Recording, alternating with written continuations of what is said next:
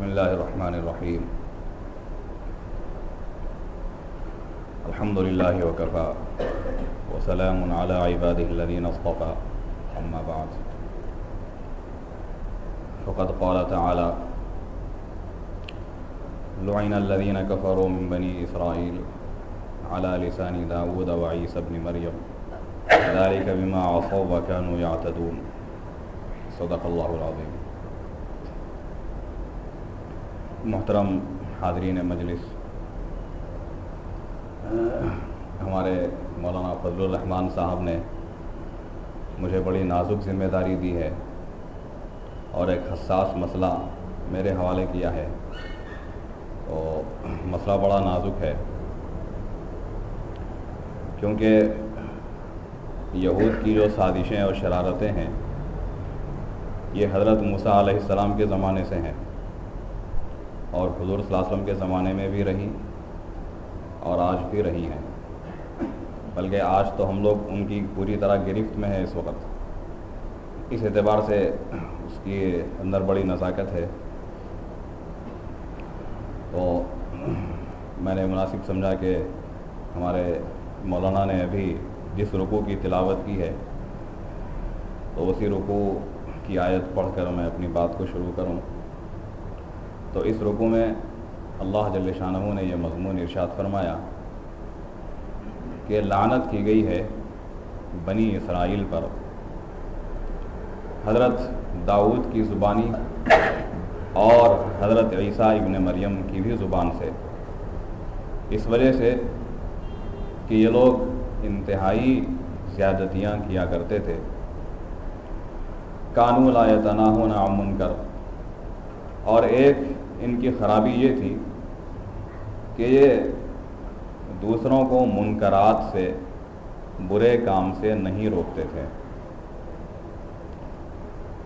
اور خود ہی برے کاموں میں بڑے ڈنکے کی چوٹ پر مبتلا ہوا کرتے تھے۔ یسارعون فی الاثم والعدوان واکلہم السحت۔ ایک اور چیز کہ یہ لوگ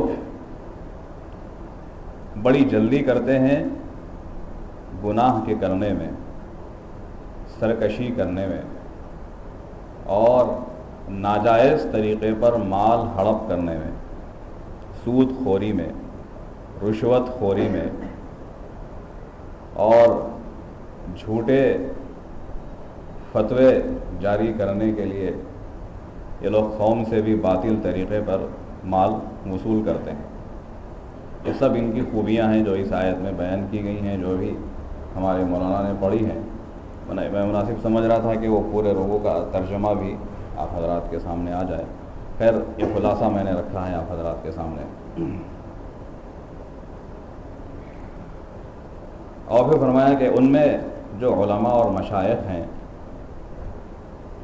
یہ ان کو روکتے بھی نہیں ہیں۔ یعنی ایک تو قوم خود غلط کاریوں میں مبتلا ہے، پھر اس پر مصیبت یہ ہوئی کہ قوم کے جو بڑے علماء اور مشائخین ہیں یہ لوگ ان کو روکتے بھی نہیں غلط کاموں سے۔ یہ تو بہت ہی برا کام یہ لوگ کر رہے ہیں۔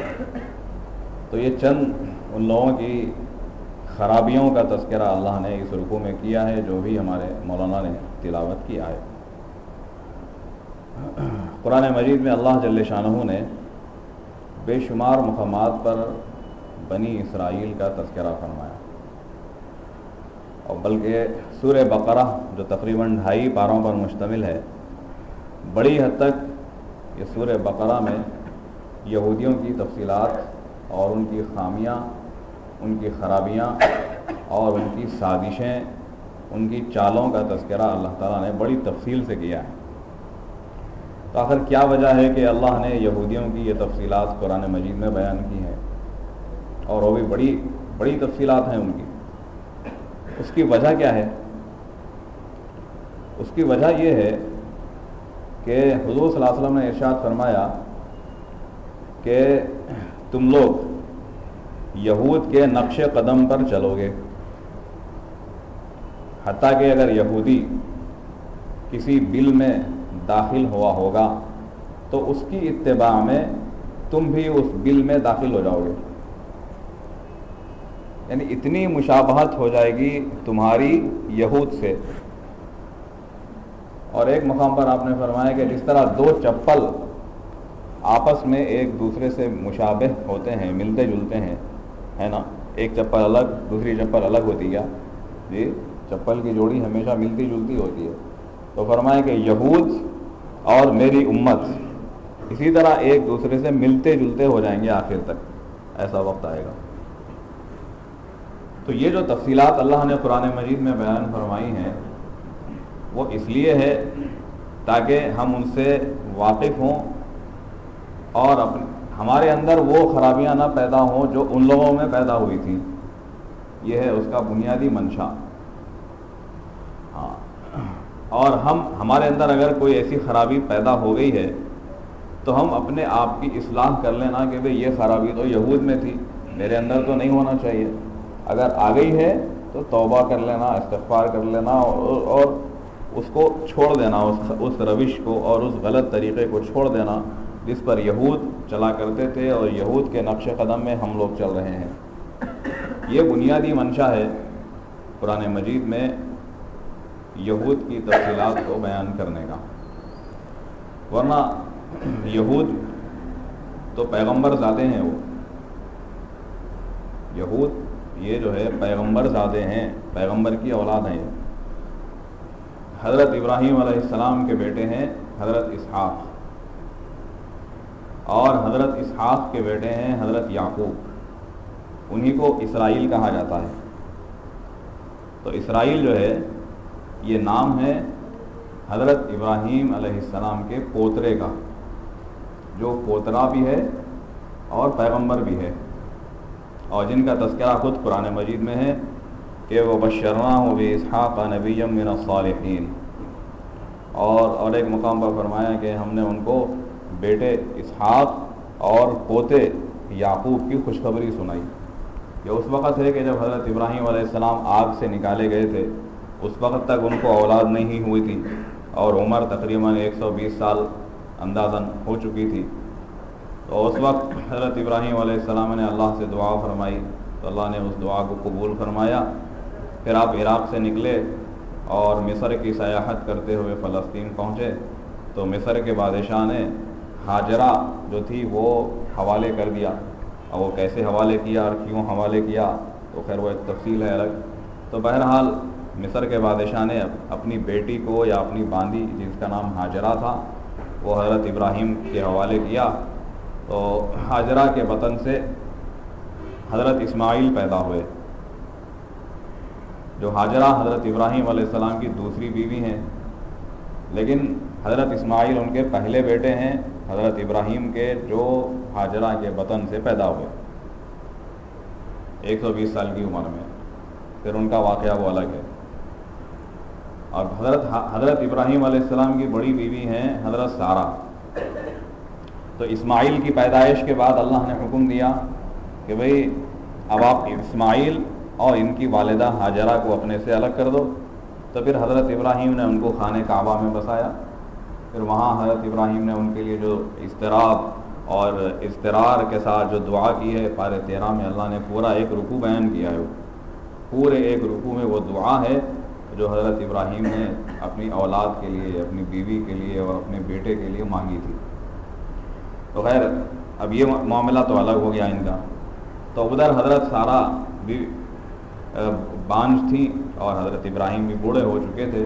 تو اس عمر میں حضرت ابراہیم نے اللہ سے دعا فرمائی. تو بہرحال اللہ نے اس کو دعا کو قبول فرمایا اور سارہ کے بطن سے حضرت اسحاق پیدا ہوئے، اور یہ بھی پیغمبر ہیں. اور اللہ نے ان کو فرشتے کے ذریعے سے خوشخبری سنا دی کہ اے ابراہیم تمہیں ایک لڑکا ہوگا اور وہ لڑکا بڑا نیک ہوگا، اس کا نام اسحاق ہے. اور پھر اس لڑکے کا بھی ایک لڑکا ہوگا جس کا نام یعقوب ہوگا، اور وہ بھی پیغمبر ہوگا. یعنی اللہ نے دو خوشخبریاں سنائیں، ایک تو لڑکا ہونے کی اور دوسرے پیغمبر ہونے کی. دو خوشخبریاں سنائیں اللہ تعالیٰ نے. تو اس طرح حضرت ابراہیم علیہ السلام کی ایک بیوی ہے سارہ، ان کے بطن سے پیدا ہوئے اسحاق بعد میں، اور دوسری بیوی ہے ہاجرہ جن کے بطن سے پیدا ہوئے اسماعیل پہلے. اور تیسری بیوی ہے قطورہ، جن کے بطن سے پیدا ہوئے مدین، اور ان کی جو نسل چلی یہ پوری قوم مدین کہلاتی ہے۔ اور اس قوم میں جو پیغمبر آئے وہ حضرت شعیب علیہ السلام ہے، جو حضرت موسیٰ کے سسرے ہوتے ہیں۔ تو یہ حضرت ابراہیم علیہ السلام کی 3 بیویاں تھیں، 3 بیویوں سے 3 بیٹے ہوئے، اور 3 بیٹوں کو حضرت ابراہیم علیہ السلام نے ایک جگہ نہیں بسایا۔ حضرت اسحاق کو بسایا فلسطین میں، اور حضرت اسماعیل کو بسایا مکہ مکرمہ میں۔ دونوں کے درمیان 1300 کلومیٹر کا فاصلہ ہے۔ فلسطین اور مکہ مکرمہ کے درمیان 1300 کلومیٹر کا فاصلہ ہے۔ تو ایک بیٹے کو بسایا فلسطین میں، یہاں سے 1300 کلومیٹر دور بسایا دوسرے بیٹے اسماعیل کو مکے میں، اور یہاں سے تقریباً 1500 کلومیٹر دور بسایا تیسرے بیٹے مدین کو مقام مدین پر، جو آج کل سعودی عرب میں ہے، اور مدین کے نام ہی سے معلوم ہے، وہ سعودی عرب کے بالکل آخری بارڈر پر ہے۔ تو فلسطین سے لے کر سعودی عرب کا آخری کنارہ گویا 3000 کلومیٹر، 3000 یا 3500 کلومیٹر کی پٹی، ایک ہی پٹی ہے، وہ ایک ہی پٹی ہے۔ اس ایک ہی پٹی پر تینوں بیٹوں کو حضرت ابراہیم علیہ السلام نے آباد فرمایا۔ تو حضرت اسماعیل بڑے بیٹے ہیں، حضرت اسحاق دوسرے بیٹے ہیں، اور مدین تیسرے بیٹے ہیں، ہے نا۔ تو اب حضرت ابراہیم کے بڑے بیٹے اسماعیل سے جو نسل چلی وہ بنو اسماعیل کہلاتی ہے اور عرب کہلاتے ہیں۔ اور اسی نسل میں، اس نسل میں کوئی پیغمبر نہیں آئے، عجیب بات ہے۔ حضرت اسماعیل ایک پیغمبر ہوئے، لیکن ان کی نسل میں کوئی پیغمبر نہیں آئے۔ 2500 سال گزر گئے، 2500 سال کے بعد ایک ہی پیغمبر آئے، اور وہ بالکل خاتم النبیین، آخری پیغمبر تھے وہ، محمد صلی اللہ علیہ وسلم، بس۔ اور حضرت اسحاق کو فلسطین میں بسایا، تو ان سے نبوت کا سلسلہ چلا، یعنی حضرت ابراہیم پیغمبر، ان کے بیٹے حضرت اسحاق وہ پیغمبر، ان کے بیٹے یعقوب جن کو اسرائیل کہا جاتا ہے وہ پیغمبر، جی، پھر یعقوب کے بیٹے یوسف وہ پیغمبر۔ عجیب بات ہے، ایک ہی بات دیگرے 4 پشتوں تک مسلسل نبوت کا سلسلہ چلتا رہا بلا کسی وقفے کے۔ اسی لیے ایک مرتبہ کسی نے پوچھا کہ اللہ کے رسول، دنیا میں معزز ترین کون ہے؟ جی، وہ دنیا میں معزز ترین کون ہے؟ تو اللہ کے رسول صلی اللہ علیہ وسلم نے فرمایا کہ یوسف ابن یعقوب ابن اسحاق ابن ابراہیم، کیونکہ یوسف بھی پیغمبر، ان کے والد بھی پیغمبر، ان کے دادا بھی پیغمبر، ان کے پردادا بھی پیغمبر۔ ایسا تسلسل کے ساتھ بہت کم ہوا ہے، تو یہ بھی ایک بڑا اعزاز ہے حضرت ابراہیم علیہ السلام کے لیے۔ تو اب دیکھیے حضرت ابراہیم کے 2 بیٹے، ایک حضرت اسحاق اور ایک حضرت اسماعیل۔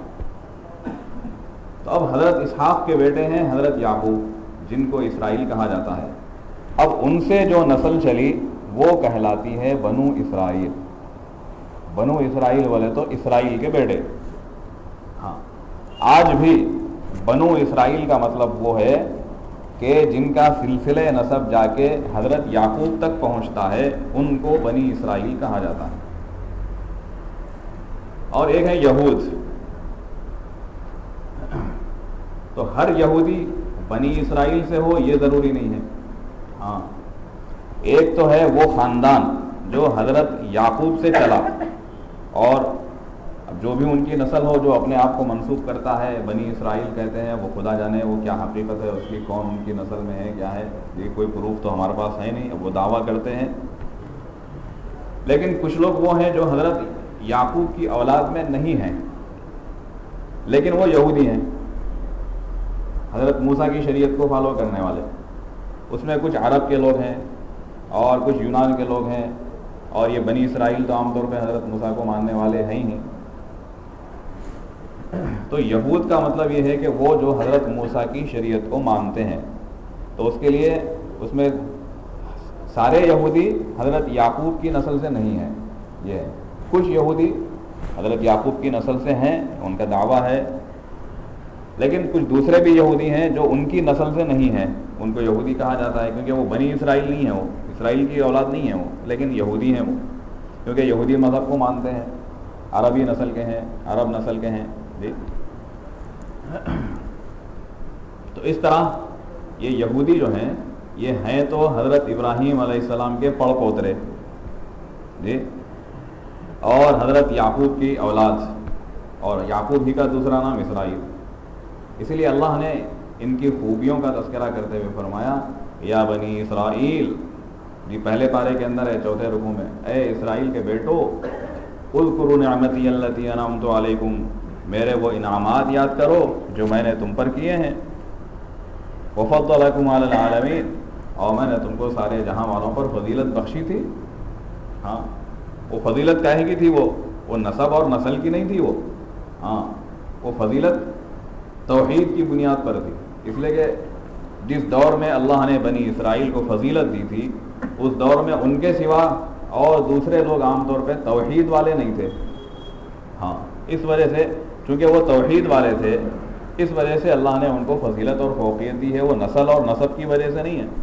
مگر وہ لوگ اس وقت اپنے بارے میں یہ کہتے ہیں کہ نحن ابناء اللہ و احباؤہ، کہ ہم اللہ کے بیٹے ہیں اور اس کے پیارے چاہیتے ہیں ہم لوگ، اور خدا ہمیں عذاب تھوڑا ہی دے گا کیونکہ ہم تو اللہ کے بڑے پیارے ہیں۔ لن تمسنا النار الا ایاما معدودہ، یہودی کہتے تھے کہ ہمیں آگ تو چھو نہیں سکتی کیونکہ ہم اللہ کے بڑے پیارے، اللہ کے بڑے چاہیتے ہیں۔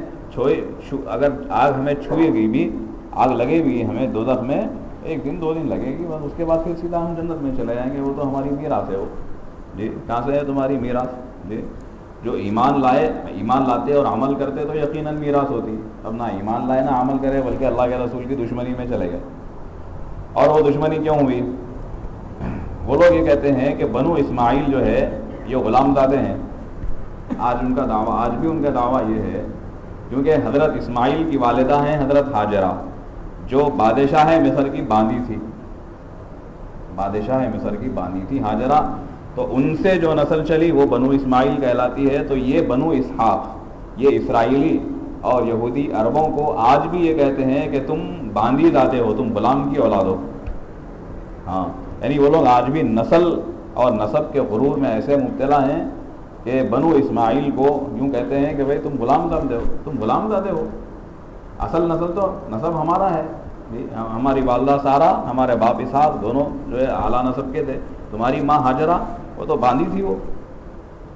تو ان لوگوں نے یہ کہا کہ بھئی یہ تو جو ہے نسل باندیوں کی چلتی ہوئی آ رہی ہے، ان کے غلام زادے ہیں، تو جب ان میں آخری پیغمبر آ گئے تو یہودیوں نے کہا کہ ہم کیسے مانیں اس کو، ہمارا اعلیٰ نسب ہے، ہم تو اونچی ذات کے ہیں اور یہ لوگ نچلی ذات کے ہیں، اور یہ پیغمبر ان کے درمیان آ گئے تو ہم کیسا مان سکتے ہیں ان کو۔ ہاں یہ تھا وہ نسلی غرور جس کی وجہ سے وہ حضور صلی اللہ علیہ وسلم کا انکار کرتے تھے، حالانکہ یعرفونہ کما یعرفون ابناءہم، کہ یہ حضور صلی اللہ علیہ وسلم کو ایسے پہچانتے ہیں جیسے ایک باپ اپنے بیٹے کو پہچانتا ہے۔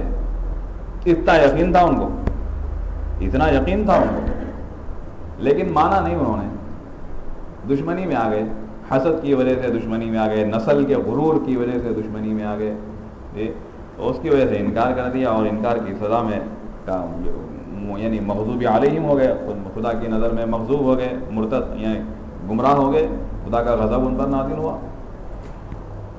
تو اس سے ایک بات یہ معلوم ہوتی ہے کہ آدمی اگر پیغمبر کا بھی بیٹا ہو لیکن اگر وہ راہ راست سے ہٹ جائے تو خدا کی نظر میں وہ مغضوب اور ملعون ہو جاتا ہے نا۔ بنو اسرائیل یہ پورے کے پورے پیغمبر زادے، حضرت ابراہیم جیسے بزرگ اور اعلیٰ خلیل اللہ کی نسل ہے، ان کی اولاد ہے۔ تو بتائیے کسی کا نسل اور کسی پیغمبر کا بیٹا ہونا، خیر یہ لوگ تو نسلاً بعد نسلن ایک نسل سے دوسری نسل سے ہوتے ہوئے آئے ہیں۔ حضرت نوح علیہ السلام اپنے حقیقی بیٹے کو نہیں بتا سکے خدا کے عذاب سے، قرآن مجید میں اللہ نے بیان فرمایا۔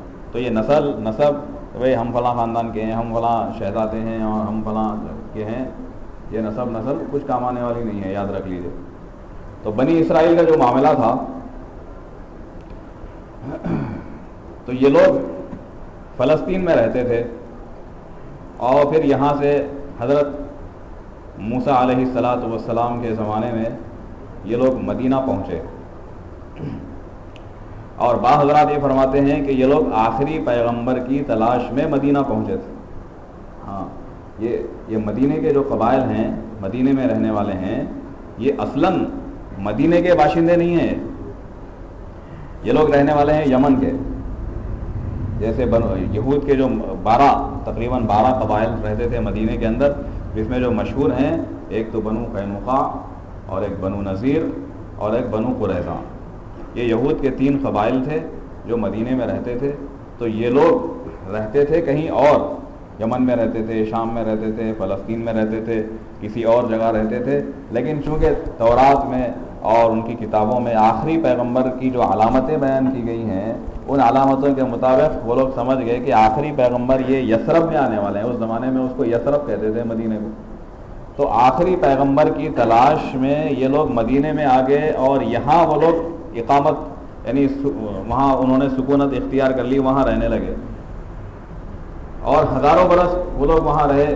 اور پھر ان کا بڑا اثر و رسوخ ہوا، کیونکہ یہ لوگ بڑے بینکار تھے، بڑے یعنی مال ان کے پاس تھا، لوگوں کو قرضہ دیا کرتے تھے اور پھر ان سے سود وصول کیا کرتے تھے. یہودیوں کی یہ تاریخ مدینہ منورہ میں تھی اسلام سے پہلے، اور آج بھی ان کی یہی تاریخ ہے. تو حضور صلی اللہ علیہ وسلم کی تلاش میں یہ لوگ آئے وہاں پر.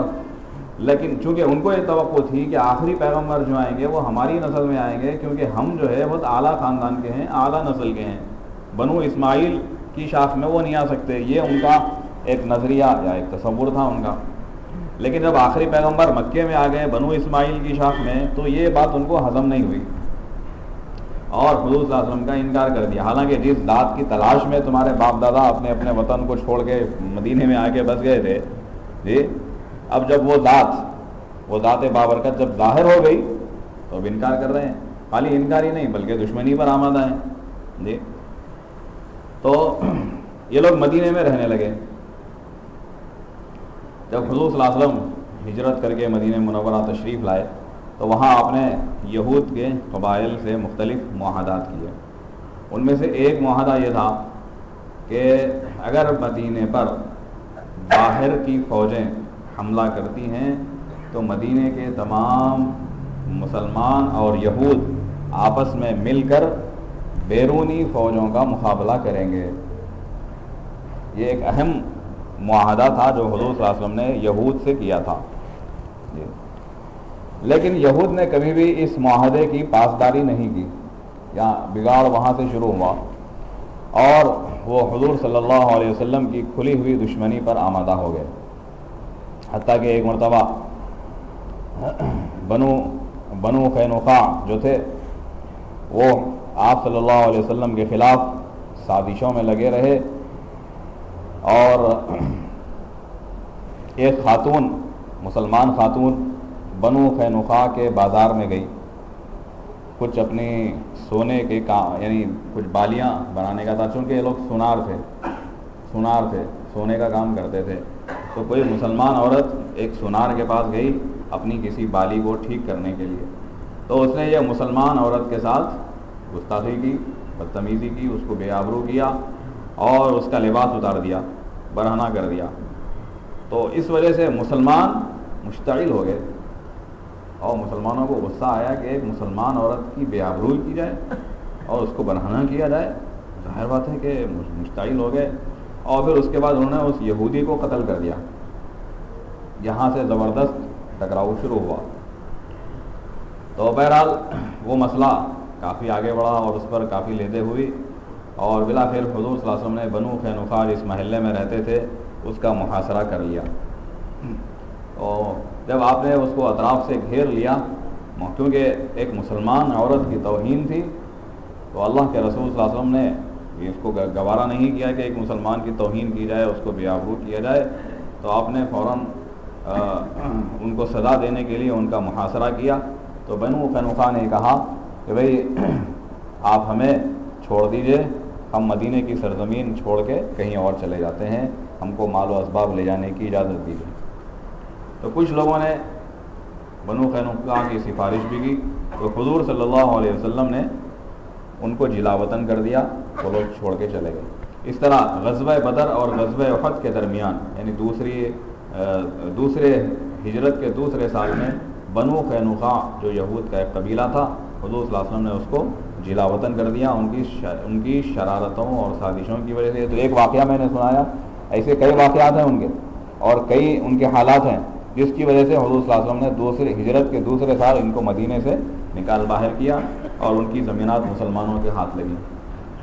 پھر اس کے بعد دوسرا جو قبیلہ تھا بنو قریظہ اور بنو نذیر، ایک مرتبہ حضور صلی اللہ علیہ وسلم بنو نذیر کے محلے میں تشریف لے گئے ایک مسئلے پر بات کرنے کے لیے کہ ایک شخص کا قتل ہو گیا تھا، تو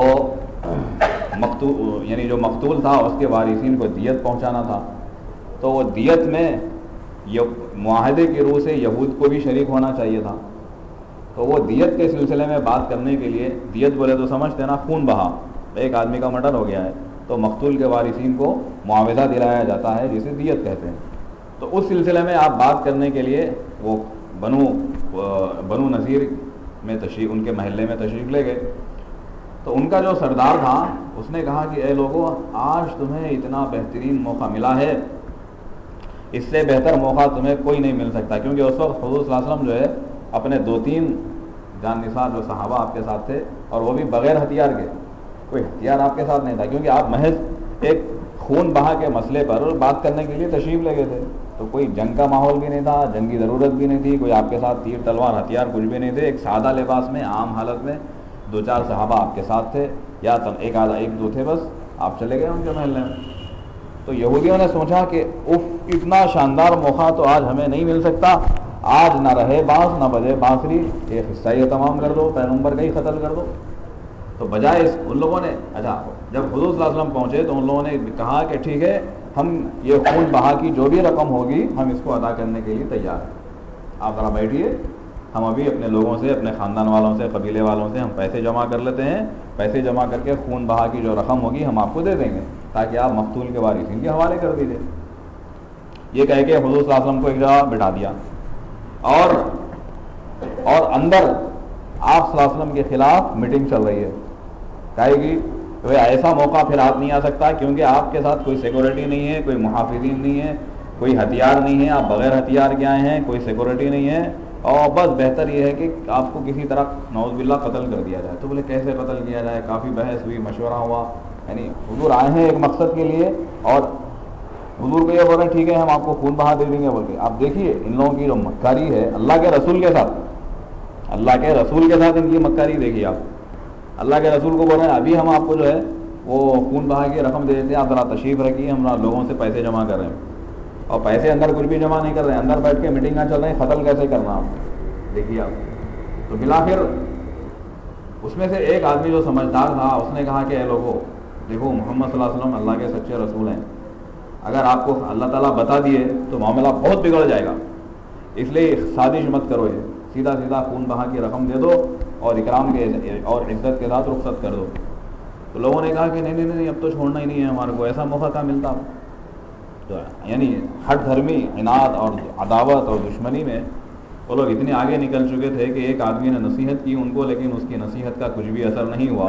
تو حضور صلی اللہ علیہ وسلم ایک انتظار میں ایک چٹان، ایک جگہ پر مکان کے سائے میں کسی جگہ وہاں ٹھہرے ہوئے تھے، کوئی چٹان تھی یا کوئی مکان تھا، اس کے سائے میں آپ ٹھہرے ہوئے تھے انتظار میں۔ تو اتنے میں ایک یہودی تیار ہو گیا، پلاننگ، زبردست پلاننگ کی گئی کہ بھئی کیسے کرنا ہے، کیا کرنا ہے، کیا ہوگا، اور قتل کے بعد کے حالات کیا ہوں گے، پورا منصوبہ انہوں نے بنا لیا کہ اب قلعہ بند ہو جائیں گے۔ ظاہر بات ہے کہ اگر قتل ہو جاتا تو صحابہ کہاں خاموش بیٹھتے، تو بولے اٹیک ہوگا ہم پر، تو اس اٹیک کی تیاری کے لیے یہ لوگ قلعوں میں بند ہونے کی تیاری بھی کر لی ان لوگوں نے، اتنی پلاننگ کر لی ان لوگوں نے۔ اب اس کے بعد ایک آدمی چڑھا جس دیوار کے سائے میں حضور صلی اللہ علیہ وسلم ٹھہرے ہوئے تھے، وہ چٹان ایک بڑا پتھر لے کر وہ اس گھر کی چھت پر چڑھ گیا جہاں آپ ٹھہرے ہوئے تھے، تاکہ وہ اوپر سے آپ کے سر مبارک پر وہ پتھر لڑکا دے، بڑی چٹان، تاکہ آپ کا سر کچل جائے نعوذ باللہ اور آپ کا کام تمام ہو جائے۔ تو ایک چٹان لے کے چھت پہ چڑھ بھی گیا۔ اب وہ بالکل آخری پلاننگ، بالکل آخری اسٹیج میں ہے، اللہ کے رسول صلی اللہ علیہ وسلم نے خبر دے دی کہ اے محمد صلی اللہ علیہ وسلم اب آپ فوراً یہاں سے چلیے۔ آخری اسٹیج پہ منصوبہ پہنچ چکا تھا، وحی آ گئی آسمان سے، فرشتہ آ گیا، حضور صلی اللہ علیہ وسلم یہاں سے نکل گئے، روانہ ہو گئے۔ اب بنو نذیر سمجھ گئے کہ معاملہ بگڑ چکا ہے، کیونکہ حضور کو خبر ہو چکی ہے کہ آپ کے قتل کی سازش کی گئی اور آپ کے ساتھ غداری کی گئی. ایک طرف کہا گیا کہ ہم آپ کو خون بہا دیتے ہیں اور دوسری طرف اندر بیٹھ کے پلاننگ چل رہی ہے اللہ کے رسول کے ساتھ. آپ دیکھیے ان لوگوں کی جو سازشیں ہیں، مکاریاں ہیں، ان کی فریب کاریاں ہیں اور جو ان کی شرارتیں ہیں. تو خیر اللہ تعالیٰ نے اللہ کے رسول صلی اللہ علیہ وسلم کو بتا دیا تو یہ دیکھو ایسا ایسا قصہ ہے. تو اللہ کے رسول نے صحابہ کو خبر کر دیا اور صحابہ نے کہا کہ یہ تو غداری ہے، یہ تو عہد شکنی ہے اور غدار کی سزا قتل ہے بس. تو فوراً حضور صلی اللہ علیہ وسلم نے حضرت علی اور حضرت حمزہ رضی اللہ تعالیٰ عنہ کی قیادت میں ایک دستہ روانہ کیا. یہ لوگ پہنچے اور بنو نذیر کے مکانات اور ان کے جو قلعے وغیرہ جو بھی تھے اس کا محاصرہ کر لیا. حضرت حمزہ تھے اس وقت میں اور حضرت علی رضی اللہ تعالیٰ عنہ کی قیادت میں یہ وفد گیا تھا. بالآخر چند دنوں تک، ایک ہفتہ یا 10-12 دن، کچھ دن اس وفد نے ان کے محلوں کا محاصرہ کیا. تو ظاہر بات ہے کہ یہ محاصرہ بڑا طویل کھینچنے والا تھا. تو وہ لوگ ان کی ہمت ہار گئے یہودی. ان لوگوں نے کہا کہ اب ان سے مقابلہ کرنا ہمارے بس کی بات نہیں ہے، بہتر یہ ہے کہ ہتھیار ڈال دو. ان لوگوں نے ہتھیار ڈال دیا. تو حضور صلی اللہ علیہ وسلم نے البتہ ان لوگوں کے ساتھ بھی کرم کا معاملہ فرمایا کہ بھائی ٹھیک ہے تم جلا وطن ہو جاؤ، یعنی یہ زمین چھوڑ کے یہاں سے نکل جاؤ. اور اتنا آپ نے ان کے ساتھ کرم فرمایا کہ بھائی تم اپنے اونٹوں پر جتنا ساز و سامان لے جا سکتے ہو سب لے کر جاؤ. ان لوگوں نے اپنے ہاتھوں سے اپنے گھروں کو اجاڑا.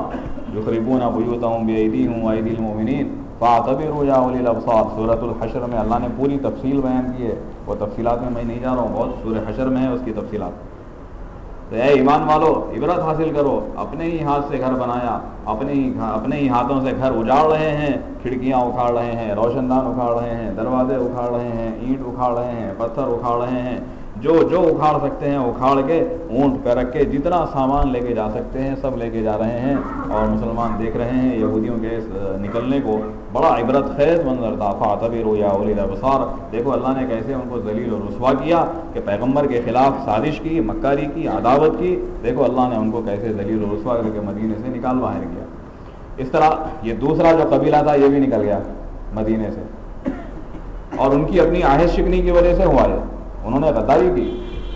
اس کے بعد تیسرا ایک قبیلہ اچھا تو بنو نذیر کی یہ زمینات یہ حضور صلی اللہ علیہ وسلم نے تمام فقراء مہاجرین یعنی جو ہجرت کر کے مدینے کو آئے تھے مکہ مکرمہ سے ان کے درمیان تقسیم فرما دی. اور کچھ زمینات حضور نے بھی رکھ لیا تھا کیونکہ اللہ نے فرمایا کہ فللہ وللرسول، یعنی یہ جو بنو نذیر کی زمینات ہیں یہ اللہ کی ہیں اور اللہ کے رسول کی ہیں. سورۃ الحشر میں اس کی تفصیلات ہیں، میں تفصیلات میں نہیں جا رہا ہوں، بہت مختصر سنا رہا ہوں. تو بنو نذیر کی یہ زمینات اللہ کے رسول کے قبضے میں آئیں اور آپ کے تصرف میں آئیں اور بہت سارے مسلمانوں کو جائیدادیں حضور صلی اللہ علیہ وسلم نے بنو نذیر کی زمینات سے عطا کیا تھا. پھر آپ نے ان کو وہاں سے بے دخل کر دیا یہود کو. اب رہ گیا وہ تیسرا قبیلہ بنو قریظہ کا جو تھا. پھر ان لوگوں نے یعنی ان کی جو مکاری ہے اور ان کی جو شرارتیں ہیں آپ دیکھیے کہ ان لوگوں نے پورے قبائل عرب کو بھڑکایا. ہوئی ابن اخطب ان کا سردار تھا، اس نے پورے عرب میں جا کر جنگ کی پلاننگ کی اور پورے عرب میں جا کر لوگوں کو بھڑکایا کہ دیکھو پورے عرب کے لوگ متحدہ طور پر اگر مل کر ان کا مقابلہ کریں گے تو مدینے کی نوخیز نومولود جو اسلامی ریاست ہے اس کا خاتمہ ہو سکتا ہے. تو بہرکیف بڑی سازشیں ہوئیں، بڑے منصوبے ہوئے، بڑی پلاننگ ہوئی. بالآخر اس کے بعد غزوہ احزاب کا وہ واقعہ پیش آیا. یہ غزوہ احزاب جو سن 5 ہجری میں پیش آیا ہے اس کے پیچھے پورا ٹوٹلی یہودی دماغ ہے.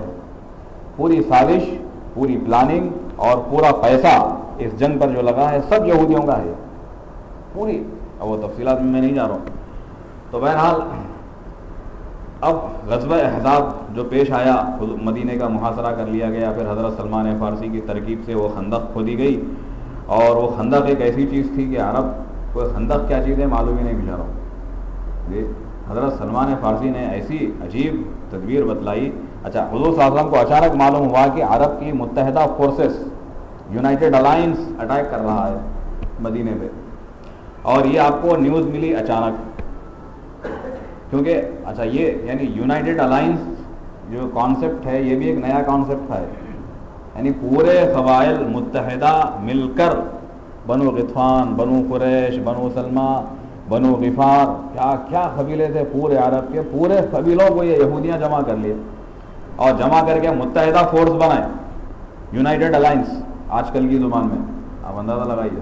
ہاں اب یہ یونائٹڈ الائنس بنائے اور مدینے پر اٹیک کرنے کی تیاری چل رہی ہے. اور لمحے آخر میں حضور صلی اللہ علیہ وسلم کو پتہ چلا کہ مدینے پہ اٹیک ہونے والا ہے، اور اٹیک کسی ایک قبیلے کا نہیں ہو رہا ہے بلکہ یہ یونائٹڈ الائنس کا اٹیک ہے. یہ جی یونائٹڈ الائنس بولے تو سمجھ میں آتا نا، متحدہ قبائل کا متحدہ حملہ. تو حضور نے فوراً مشورہ کیا صحابہ سے کیا کرنا ہے. تو بعض صحابہ نے کہا کہ باہر نکل کر مقابلہ کریں گے، بعض نے کہا کہ مدینے کے اندر رہ کر مقابلہ کریں گے. بہرحال مختلف رائے اور تجاویز آئیں. تو آخر میں حضرت سلمان فارسی نے کہا کہ اللہ کے رسول، ایران میں ایسا ہم لوگ یہ طریقہ کرتے ہیں کہ جب اچانک دشمن حملہ کرتا ہے تو ہم لوگ خندق کھود لیتے ہیں. تو یہ ترکیب اللہ کے رسول کو بڑی پسند آئی. فرمایا کہ چلو بسم اللہ شروع کرو. تو وہ جو خندق کھودی گئی حضرت سلمان فارسی کی ترکیب سے کھولی گئی تھی، وہ یعنی تجویز رائے انہی کی تھی، کانسیپٹ نظریہ انہی کا تھا. تو اس لیے حضور صلی اللہ علیہ وسلم نے اس موقع پر فرمایا کہ سلمان منا و من اہل البیت، سلمان تو میرے گھرانے سے ہے. کیا اعزاز ان کو ملا اس موقع پر کہ یہ سلمان میرے گھر کا ممبر ہے، یہ سلمان اہل بیت میں سے ہے. ہاں اتنا اعزاز اللہ کے رسول صلی اللہ علیہ وسلم نے حضرت سلمان فارسی کو عطا فرمایا. اور وہ 6 میل لمبی خندق تھی وہ جو مدینے کے اطراف کھودی گئی. تو اس کی جو مارکنگ کی ہے اللہ کے رسول صلی اللہ علیہ وسلم نے خود اپنے ہاتھوں سے کی ہے. 6 میل لمبی خندق کی جو مارکنگ ہوئی ہے، مارکنگ بولے تو سمجھتے نا، انجینئر حضرات کو جلدی اچھا سمجھ میں آتا. بنیاد ڈالنے کے واسطے پہلے میجرمنٹ کر کے وہ سفید ڈالتے نہ ہو، پورا مارکنگ کر کے جی مارکنگ کرنا، نشان ڈالنا جی. تو اللہ کے رسول صلی اللہ علیہ وسلم نے خود اپنے ہاتھوں سے خندق کی مارکنگ کی ہے کہ بھئی یہاں سے یہاں تک، یہاں سے یہاں تک کھدائی کرنا ہے. اور خود اللہ کے رسول صلی اللہ علیہ وسلم بنفس نفیس اس غزوہ خندق میں آپ خود کھدائی میں شریک رہے، آپ خود کھدائی میں شریک ہیں. اور اس وقت عالم یہ تھا کہ ایک صحابی اللہ کے رسول صلی اللہ علیہ وسلم کے پاس تشریف لائے اور اس وقت انہوں نے اپنی بھوک کی شکایت کی اور کہا کہ اللہ کے رسول بھوک سے بےتاب ہوں. اور بھوک سے بےتابی کی وجہ سے انہوں نے اپنے پیٹ پر پتھر باندھ رکھا تھا اور کہا کہ اللہ کے رسول بھوک نے مجھے بےتاب کر رکھا ہے. تو اس وقت اللہ کے رسول صلی اللہ علیہ وسلم نے اپنی قمیص ہٹا کر بتایا اس وقت 2 پتھر آپ کے پیٹ پر بندھے ہوئے تھے بھوک کی شدت کی وجہ سے. دیکھا آپ نے کیسی کیسی محنتیں، کیسی کیسی قربانیاں اور کیسی یہودیوں کی سازشیں ہوئی اللہ کے رسول صلی اللہ علیہ وسلم کے خلاف میں جی. تو اور اس کھدائی کے دوران میں ایک مقام پر چٹان آئی اور وہ چٹان ایسی تھی کہ صحابہ نے بڑی کوشش کی اس کو توڑنے کی، تو وہ چٹان ٹوٹ نہیں رہی تھی. وہ تو اللہ کے رسول کے پاس پہنچے وہ لوگ، کہا کہ اللہ کے رسول یہ چٹان ٹوٹ نہیں رہی ہے. تو خود اللہ کے رسول صلی اللہ علیہ وسلم تشریف لائے اور اپنے دستے مبارک سے ایک کدال، ایک ضرب آپ نے اس چٹان پر ایسی لگائی کہ وہ چٹان پاش پاش ہو گئی اور اس کے اندر سے چنگاریاں نکلنے لگیں. آپ نے فرمایا کہ ان چنگاریوں کے اندر میں روم کے محلات کو دیکھ رہا ہوں. پھر آپ نے دوسری چٹان پر دوسری ضرب لگائی تو وہ پاش پاش ہو گئی اور پھر اس کے اندر سے چنگاریاں نکلی. تو آپ نے فرمایا کہ ایران کے محلات میں اس چنگاریوں کے اندر دیکھ رہا ہوں. تو یہ مدینے میں جو منافقین تھے اور یہودی تھے، ان لوگوں نے کہا کہ یہ دیکھو ان کو کھانے کو کھانا نصیب نہیں ہے، پیٹ پر پتھر بنا ہوا ہے، لڑنے کے لیے ہتھیار نہیں ہیں اور خندق کھودنے میں لگے ہوئے ہیں اور خواب دیکھ رہے ہیں ایران اور روم سپر پاورز کو قبضہ میں لینے کی اور ان کے محلات پہ قبضہ کرنے کے خواب. اچھا ان کی حالت دیکھو، یا خود ان کی جگہ مدینے میں ان کی حالت اتنی خراب ہے کہ یہ خود اپنی جگہ پہ نہیں ہیں اور خواب دیکھ رہے ہیں سپر پاورز کو فتح کرنے کی. اس زمانے میں روم و ایران کیا تھے؟ سپر پاور تھے. جیسے آج کے زمانے کے سپر پاور جھوٹا سپر پاور ہے، کہے گا سپر پاور جی اللہ کی قوت کے سامنے کیا ہے؟ کچھ بھی نہیں ہے، جھوٹا پاور ہے وہ جی. لیکن دنیا کہتی ہے سپر پاور، کہے گا سپر تو اللہ ہے، یہ تھوڑا ہی سپر ہے جی. تو اس زمانے کی عظیم طاقتیں روم و ایران کہلاتی تھیں. تو لوگ کہنے لگے کہ صاحب یہ دیکھو ان کو، یہ کیا سپر عظیم طاقتوں کو یہ کیا فتح کریں گے. تو اسی وقت اللہ نے قرآن میں آیت نازل فرمایا، قل اللہم مالک الملک، اے محمد صلی اللہ علیہ وسلم آپ ان لوگوں کو کہہ دیجئے، آپ ذرا پڑھ کے سنا دیجئے کہ اللہ ساری سلطنتوں کے مالک ہیں. تؤتی الملک من تشاء، وہ جسے چاہتے ہیں اپنی سلطنت عطا فرماتے ہیں. وتعز من تشاء وتذل من تشاء، وہ جسے چاہتے ہیں اقتدار کی کنجیاں عطا فرماتے ہیں، جسے چاہتے ہیں عزت کی سربلندیاں عطا فرماتے ہیں، اور جسے چاہتے ہیں ذلیل و رسوا کرتے ہیں اور اقتدار اس سے چھین لیتے ہیں۔ اقتدار کا دینا اور لینا، عزت کا دینا اور لینا، سلطنت کا دینا اور لینا اللہ کے ہاتھ میں ہے۔ اللہ جس کو چاہے سلطنت اور اقتدار عطا فرما دے، جس سے چاہے سلطنت اور اقتدار کو چھین لیں، اللہ کے ہاتھ میں ہے ہر چیز۔ یہ آیتیں قرآن مجید میں نازل ہو گئیں اس موقع پر غزوہ خندق میں۔ تو بالآخر ہوا یہ کہ بہرحال اللہ تعالیٰ نے مسلمانوں کو فتح نصیب فرمائی، اور دشمن آیا اور دیکھا کہ صاحب یہ ایک ایسی عجیب و غریب تدبیر ہے، تو ان کے ہوش اڑ گئے، ہوش اڑ گئے ان لوگوں کے۔ ہاں، کہا کہ صاحب ہم نے زندگی میں کبھی یہ خندق دیکھا ہی نہیں تھا، یہ عجیب و غریب چیز ہے۔ اتنی چوڑی بنائی گئی تھی، وہ 6 فٹ یا 10 فٹ کچھ اور چوڑائی ہے اس کی، وہ اتنی چوڑی تھی کہ بڑے سے بڑا گھوڑ سوار بھی اس کو پار نہیں کر سکتا تھا۔ 21 دن تک ان لوگوں نے محاصرہ کیا مدینے کا، اور بڑی کوشش کی، روزانہ کوشش کرتے تھے، بڑے سے بڑا شہسوار بہترین گھوڑوں کو لے کے روزانہ مشق، پار کرتے کیا دیکھیں گے خندق، کہاں سے پار کرتے جی، اتنی چوڑی بن گئی تھی وہ، کہاں سے بڑے سے بڑا گھوڑا دوڑا تھا، کہاں سے ڈیلی جو ہے پریکٹس چل گئی، ادھر پریکٹس چلتے ادھر حضرت علی کے تیرہ شروع ہو جاتے تھے، تو ایک الگ مصیبت ہو گئی جی، گھوڑا پار کرانا مشکل، اور ادھر پریکٹس کرنے کے تو ادھر سے تیرہ آ کے لگ رہے ہیں حضرت علی کے، وہ مصیبت ہو گئی ان لوگوں کو۔ آخر کار ہوا یہ کہ آندھی چلی اور بہرحال ان کے دیگ اکھڑ گئے، اور ساری بہرحال اللہ نے زبردست حضرات صحابہ اکرام کو کھلی ہوئی فتح عطا فرمائی اس موقع پر۔ جنگ ختم ہو گئی، سارے قبائل یونائٹڈ الائنس سب بکھر گیا، جیسے اس وقت کا یونائٹڈ الائنس بکھر رہا ہے نا، ایسے ہی بکھر گیا وہ بھی۔ ہاں، اور جناب اللہ کے رسول صلی اللہ علیہ وسلم اپنے گھر تشریف لا لیے، اپنا جو لوہے کا لباس تھا جس کو زرہ کہتے ہیں وہ آپ نے اتار دیا، ہتھیار اتار دیے، اور غسل کی تیاری میں تھے۔ حضرت جبرائیل پہنچ گئے۔ حضرت عائشہ فرماتی ہیں کہ ایک گھوڑ سوار کو میں نے دیکھا کہ بالکل سفید گھوڑے پر ہے اور سفید لباس میں ہے، اس کے ہاتھ میں بالکل شمشیر برہنہ لمبی تلوار لیے ہوئے ہے، اور گھوڑے کی لگام اس کے ہاتھ میں ہے، اور اللہ کے رسول اس سے بات کرنے کے لیے باہر نکلے، اور کچھ دیر اللہ کے رسول اس سے گفتگو کرتے رہے۔ تو کچھ دیر کے بعد حضور صلی اللہ علیہ وسلم جب گھر میں تشریف لائے تو حضرت عائشہ نے فرمایا کہ اے اللہ کے رسول وہ کون تھے؟ تو حضور نے فرمایا عائشہ تم دیکھے ان کو؟ بولے ہاں میں دیکھی، وہ تو آدمی تھا جس سے آپ بات کر رہے تھے۔ بولے تم دیکھے ان کو؟ بولے ہاں۔ تو بولے شکل کیسی تھی ان کی؟ بولے وہ دحیہ کلبی جو ایک صحابی تھے، تو کہا کہ وہ دحیہ کلبی کی شکل جیسی نظر آ رہی تھی، تو اسی جیسے ایک آدمی سے آپ بات کر رہے تھے۔ تو حضور نے فرمایا عائشہ وہ جبرائیل تھے، اور انہوں نے مجھ سے یہ کہا کہ اے اللہ کے رسول ابھی فرشتوں نے اپنے ہتھیار نہیں کھولے ہیں اور آپ نے اپنے ہتھیار اتار دیے؟ ابھی فرشتوں نے ہتھیار نہیں کھولے اور آپ نے اپنا ہتھیار اتار دیا؟ بولے منشا کیا ہے اللہ کا؟ بولے فوراً یہودیوں کا جو قبیلہ ہے بنو قریظہ ادھر جانا ہے اور ان سے مقابلہ کرنا ہے۔ اور یہ گفتگو حضرت جبرائیل کی حضور صلی اللہ علیہ وسلم سے جو ہوئی ظہر کے وقت ہوئی ہے، تو حضور نے فرمایا کہ عصر کی نماز چل کے سب کو بنو قریظہ کا جو قلعہ ہے وہاں جا کے پڑھنا ہے، بڑے قلعے میں تھے وہ لوگ۔ تو سارے صحابہ فوراً جیسے ہی حکم ملا کہ بھئی ہتھیار مت اتارو اور لیٹنا نہیں ہے، استراحت نہیں کرنا ہے، آرام نہیں کرنا ہے، فوراً چلنا ہے۔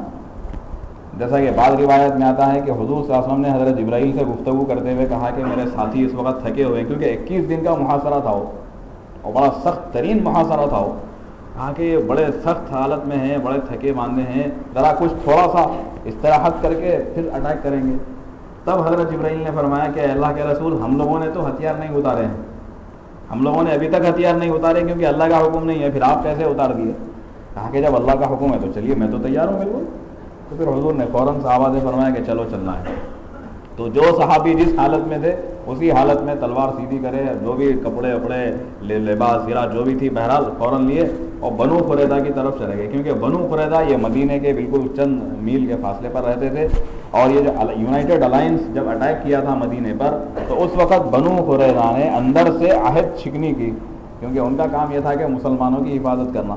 تو مسلمانوں کی حفاظت کرنے کے بجائے ان لوگوں نے متحدہ الائنس والوں سے بات کر لیا اور مسلمانوں کے خلاف غداری کی، اور پیچھے کی یعنی ایک طرف تو متحدہ فورسز تھیں جو حملہ کر رہی تھیں، تو پیچھے سے یہودیوں نے، بنو قریظہ کے جو یہودی تھے ان لوگوں نے مدینے کے پیچھے سے حملہ کرنے کا منصوبہ بنایا، اور اپنے ایک جاسوس کو بھیجا کہ جاؤ جا کے دیکھو کہ ادھر پیچھے کی جانب مسلمانوں کی کوئی فوج تو نہیں ہے.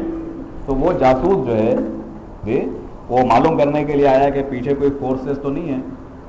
تو وہاں پر حضور صلی اللہ علیہ وسلم نے کوئی فورس نہیں تھی وہاں. حضرت حسان بن ثابت رضی اللہ تعالیٰ عنہ خالی وہاں صرف عورتیں تھیں. کچھ مکانات تھے, ان مکانات میں اللہ کے رسول نے پوری عورتوں کو ایک جگہ جمع کر دیا تھا اور ان کی نگرانی کے لیے ایک حضرت حسان بن ثابت رضی اللہ تعالیٰ عنہ کو رکھ دیا کہ بھائی آپ ذرا دیکھ بھال کرتے رہو. تو جب یہود کا ایک جاسوس دیکھنے کے لیے آیا تو اندر سے حضور صلی اللہ علیہ وسلم کی پھوپھی حضرت صفیہ نے کہا کہ دیکھو یہ یہودی جاسوس لگتا ہے, تم اس کی گردن مار دو. تو حضرت حسان نے فرمایا کہ اگر میں گردن مارنے کے قابل ہوتا تو یہاں کہیں کو بٹھا دیتے, اللہ کے رسول مائج رہتا تھا میدان میں, جی مائج رہتا تھا میدان میں, یہ کام میرے بس کی بات نہیں ہے. جی شاعر آدمی تھے. جی تو کہا کہ پھر کیسا رہے بھائی جاسوس ہے وہ, تم کرو کچھ اس کا. کہا کہ بھائی میری تو ہمت نہیں ہو رہی بھائی تلوار چلانے کے بعد. جی تو حضرت صفیہ نے کہا کہ ٹھیک ہے میں خود ہی اس کا کام تمام کرتی ہوں. تو وہ خود آگے بڑھی اور انہوں نے اس جاسوس کی گردن مار دی. حضرت صفیہ خاتون حضور صلی اللہ علیہ وسلم کی پھوپھی نے گردن مار دیا اس یہودی کی. اور پھر اس کے بعد وہ بنو قریظہ کے جو محلات اور ان کے جو قلعے تھے وہ قلعوں میں وہ سر ان کا وہ یہودی کا سر کاٹ کے ادھر پھینک دیے. تو یہودی اس واقعے سے اتنے ہیبت کھا گئے, وہ لوگ یہ سمجھے کہ حضور صلی اللہ علیہ وسلم نے ادھر بھی ملٹری لگا رکھی ہے, پیچھے کی جانب بھی ملٹری موجود ہے, اس لیے جاسوس کا کام تمام ہو گیا. اگر ملٹری نہ ہوتی تو ہم پیچھے سے اٹیک کر دیتے. حالانکہ کوئی ملٹری نہیں تھی وہاں, کوئی ملٹری نہیں, صرف ایک خاتون کا ہمت مردانہ اور ان کا ایک زبردست اقدام ایسا تھا کہ سارے یہودی حواس باختہ ہو گئے اور کہنے لگے صاحب یہاں ملٹری ضرور موجود ہے, چھپ کے بیٹھے ہوئے لو وہاں جاؤ نکو ادھر. ہیبت کھا گئے, حالانکہ تھا کوئی بھی نہیں ہو. ایسا رعب اللہ نے ان پہ ڈال دیا اس واقعے کے بعد کہ ان کی ہمت نہیں ہوئی. تو یہ ایک اتنی بڑی آہش شکنی تھی اور اتنی بڑی غداری تھی کہ ایک طرف ساری فوجیں ٹوٹ پڑی ہیں اور یہ پیچھے کی جانب سے عورتوں بچوں پہ حملہ کرنا چاہتے ہیں اور مسلمانوں پہ حملہ کرنا چاہتے ہیں. تو حضرت جبرائیل نے فرمایا کہ پہلے آپ ان کا خلا خما کیجئے, ان کا صفایا کیجئے. تو بالآخر حضور صلی اللہ علیہ وسلم نے بنو قریظہ کا محاصرہ کیا اور وہ بھی کئی ہفتوں 2 ہفتے یا 3 ہفتے تک بنو قریظہ کا محاصرہ جاری رہا. تو آخر میں ان لوگوں نے کہا کہ بھئی ہم کو بھی جیسا 2 قبائل اب تک چھٹی پا چکے ہیں ہمیں بھی ویسے ہی چھوڑ دیجئے. تو اللہ کے رسول صلی اللہ علیہ وسلم تو ویسے بھی نرم دل تھے. تو اللہ کے رسول اچھا پھر اللہ کے رسول تو چھوڑ دینا چاہ رہے تھے, ان کو چھٹی کر دیں گے ان کی کہ بھائی تم اپنا ساز و سامان لے کے جہاں جانا چاہتے ہو چلے جاؤ, تم کو جلا وطن کر دیا جائے گا. لیکن کچھ لوگوں نے مطالبہ کیا کہ حضرت سعد بن معاذ جو قبیلہ اوس کے سردار تھے اور بنو قریظہ کے حلیف تھے, یعنی یہ ان کے یونائٹڈ الائنس میں تھے. زمانے جاہلیت میں بنو قریظہ سے ان کا اتحاد تھا, ان سے قربت تھی, ان سے روابط تھے, تعلقات تھے, زمانے جاہلیت سے تھا. تو ان لوگوں نے یہ سمجھا کہ بھئی حضرت سعد چونکہ زمانے جاہلیت سے ان کے قبیلے کا ہمارے قبیلے کا دونوں میں اتحاد ہے, تو ان کو اگر منصف بنایا جائے, ان کو جج بنایا جائے تو وہ جو فیصلہ کریں گے وہ ہمیں قبول ہے. یہ بات خود یہودیاں بولیں, خود وہ بنو قریظہ کے لوگ بولے کہ بھئی حضرت سعد بن معاذ جو فیصلہ کر دیے وہ ہمیں قبول ہے. اچھا حضرت سعد اس وقت زخمی تھے اور اللہ کے رسول صلی اللہ علیہ وسلم نے ان کے لیے مسجد نبوی میں خاص طور پر ایک ڈیرا لگوایا تھا اور ایک لیڈی ڈاکٹر ان کے علاج پر متعین تھی اور وہ لیڈی ڈاکٹر 24 گھنٹے ان کا علاج کر رہی تھی. حضرت رفیدہ ان کا نام تھا, وہ بھی صحابیہ تھی وہ. اور ایک مرتبہ خود اللہ کے رسول صلی اللہ علیہ وسلم نے اپنے ہاتھ سے مرہم پٹی کی تھی ان کی, حضرت سعد کی خود اللہ کے رسول نے اپنے ہاتھ سے ان کا زخم صاف کیا, زخم صاف کر کے مرہم پٹی کی تھی. تو ہوا یہ کہ حضرت سعد اس وقت بنو قریظہ کے محاصرے میں شریک نہیں تھے کیونکہ وہ زخمی تھے اور وہ دواخانے میں ایڈمٹ تھے. یہ سمجھ لیجیے مدینے میں جو حضور نے ایمرجنسی ہاسپٹل جو بنایا تھا اس میں تھے. حالانکہ گھر میں بھی رہ سکتے تھے, لیکن حضور صلی اللہ علیہ وسلم نے خاص طور پہ مسجد نبوی میں ان کے لیے ایک ڈیرا لگوایا اور مستقل علاج ان کا چلتا رہا وہاں پر. تو آپ اس سے اندازہ لگائیے کہ علاج معالجے پر بھی اللہ کے رسول صلی اللہ علیہ وسلم کیسی توجہ دیتے تھے حالت جنگ میں بھی. ہاں تو حضرت سعد کو بلا بھیجا, حضرت سعد تشریف لائے تو آ کے کہا کہ جہاں اللہ کے رسول موجود ہوں وہاں سعد بن معاذ کیسے حکم ہو سکتا ہے. اللہ موجود ہے, اللہ کے رسول یہاں موجود ہیں, تو اللہ کے رسول کے درمیان میں کیسے حکم بن سکتا ہوں, میں کیسے جج بن سکتا ہوں. جج کا فریضہ تو آپ کو ادا کرنا چاہیے.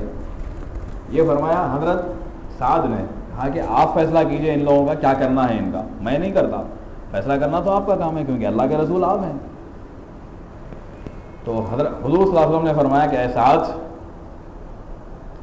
اللہ نے کہا ہے کہ سعد کو حکم بنایا جائے۔ کیا احساس ہے ان کا، کیا احساس ہے ان کا کہ سعد کو حکم بنایا جائے، یہ اللہ کا حکم ہے۔ تب حضرت سعد نے کہا کہ جب اللہ کا حکم ہے تب تو پھر مجھے تسلیم کرنا۔ اور ادھر یہودی بھی یہ چاہ رہے تھے کہ حضرت سعد کو حکم بنایا جائے اور وہ جو فیصلہ کریں گے وہ ہم کو قابل قبول ہوگا، کیونکہ ان کے قبیلے کے ان کے قبیلے کے آپس میں قدیم زمانے سے تعلقات تھے۔ تو وہ لوگ یہ سمجھ رہے تھے کہ شاید کچھ ہماری ہمدردی میں فیصلہ ہوگا، لیکن حضرت سعد نے اپنے قبیلے والوں سے پوچھ لیا۔ حضرت سعد کھڑے ہو گئے اور اپنے قبیلے والوں سے پوچھا کہ یہ لوگوں، میں اگر فیصلہ کروں تو کیا تم لوگوں کو منظور ہے؟ ان کا قبیلہ اوس تھا اور قبیلہ اوس بنو قریظہ کا حلیف تھا زمانے جاہلیت۔ تو اوس والوں نے کہا کہ بھئی آپ جو فیصلہ کریں گے ہمیں منظور ہے۔ اور پھر دوسرے ان کے جو حلیف قبائل تھے ان سے پوچھا، تو سب لوگوں نے بھرے مجمع میں اعتراف کیا کہ آپ جو فیصلہ کریں گے وہ ہمیں منظور ہے۔ اور اس کے بعد حضرت سعد نے فرمایا کہ جو اللہ اور اس کے رسول کے ساتھ غداری کرتا ہے اس کی سزا سوائے قتل کے اور کچھ نہیں ہو سکتی۔ ہو گیا فیصلہ، کہا کہ جتنے لڑنے کے قابل ہیں ان سب کی گردن مار دی جائے، اور جو عورتیں اور بچے ہیں ان کو قتل نہ کیا جائے کیونکہ وہ لڑنے کے قابل نہیں ہیں۔ اسلام میں یہ ہے کہ جو لڑ نہیں سکتا اس کو نہیں مارنا ہے، جو لڑ سکتا ہے، لڑ رہا ہے اور میدان میں آپ کے خلاف سازش کر رہا ہے اس کو مارنے کا حکم ہے۔ اب عورتیں ہیں، بچے ہیں، وہ بیچارے کیا وہ نہ لڑ سکتے ہیں نہ کچھ کر سکتے ہیں، تو ان کو مارنے کی اجازت نہیں ہے۔ تو ان لوگوں کو چھوڑ دیا اور باقی جو لوگ تھے ان کو قتل کرنے کا حضرت سعد نے فیصلہ فرمایا۔ حضور نے فرمایا کہ اے سعد، تم نے تو یہ حکم تھا بحکم الملوک، تم نے تو بادشاہوں کے طرز کا فیصلہ کیا ہے۔ اللہ کے رسول، جو اللہ اور اس کے رسول کے ساتھ غداری کرتا ہے اس کی سزا اس کے سوا اور کیا ہو سکتی ہے؟ بس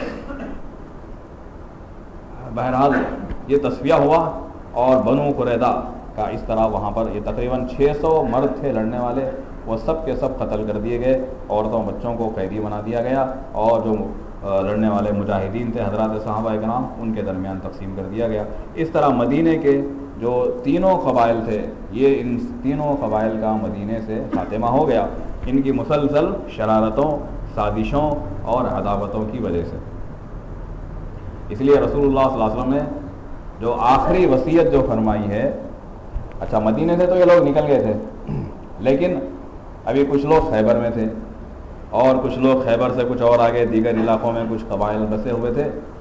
تو حضور صلی اللہ علیہ وسلم نے جو آخری وصیت فرمائی ہے، اخرجوا الیہود والنصارى من جزیرۃ العرب، کہ یہود و نصارہ کو جزیرے سے نکال باہر کرو، کہ جزیرۃ العرب میں کوئی یہودی اور کوئی نصرانی زندہ موجود نہ رہے۔